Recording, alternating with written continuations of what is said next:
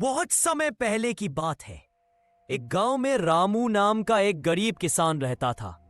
उसके दो बेटे थे, मोहन और सोहन। रामू बहुत मेहनती था, पर उसकी गरीबी खत्म होने का नाम नहीं लेती थी। उसके खेतों में मेहनत तो होती थी, पर फसल हमेशा खराब हो जाती थी। गांव वाले कहते थे कि जंगल के पार एक चुड़ैल रहती है, जो गांव के लोगों की खुशहाली में बाधा डालती है। रामू ने कई बार सोचा कि जंगल पार जाकर उस रहस्य का पता लगाए, पर गरीबी और डर के कारण कभी हिम्मत नहीं जुटा पाया। लेकिन उसके बेटे मोहन और सोहन साहसी थे।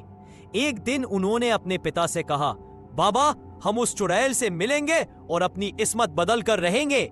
रामू ने बहुत मना किया, पर दोनों बेटे नहीं माने। अगले दिन तड़के दोनों भाई एक कुल्हाड़ी और एक रस्सी लेकर जंगल की ओर चल पड़े। चुड़ैल का जादुई पेड़ घना जंगल था।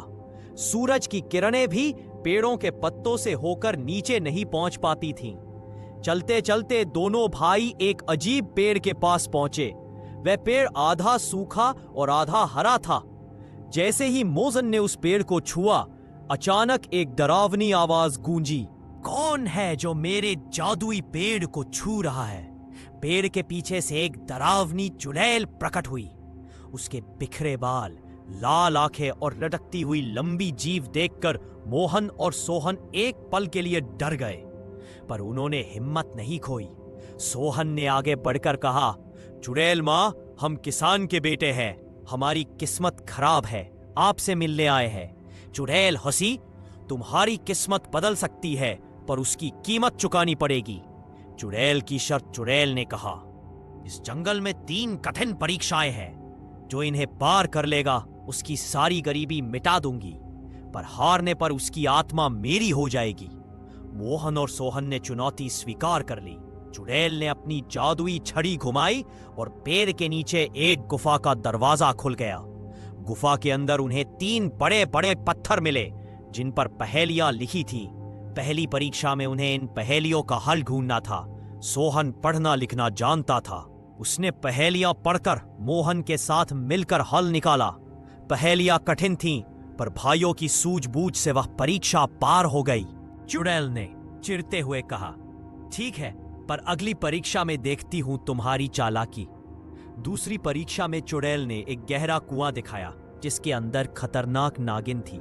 चुड़ैल ने कहा, इस नागिन के सिर पर जो मणि है, वह मुझे लाकर दिखाओ, तब अगली परीक्षा में जा सकोगे।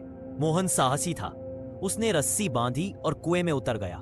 नागिन ने फुफकारते हुए हमला किया, पर मोहन ने बड़ी फुर्ती से नागिन के सिर से मणि निकाल ली। नागिन क्रोधित हुई, पर डालकर नागिन का ध्यान भटका दिया और मोहन सुरक्षित बाहर आ गया। अब चुड़ैल ने दोनों भाइयों को एक सुंदर महल दिखाया, जिसमें ढेर सारा सोना चांदी था।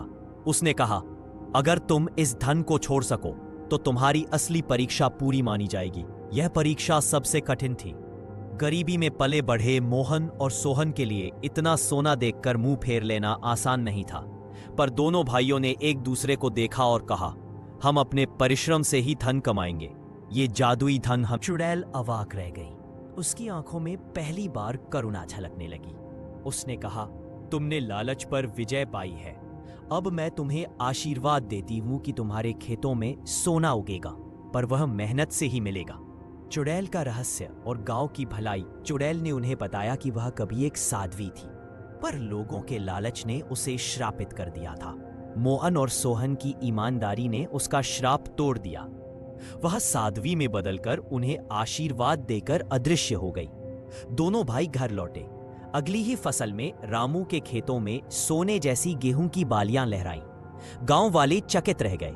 अब रामू का परिवार खुशहाल हो गया। मोहन और सोहन ने गांव के अन्य किसानों की भी मदद की।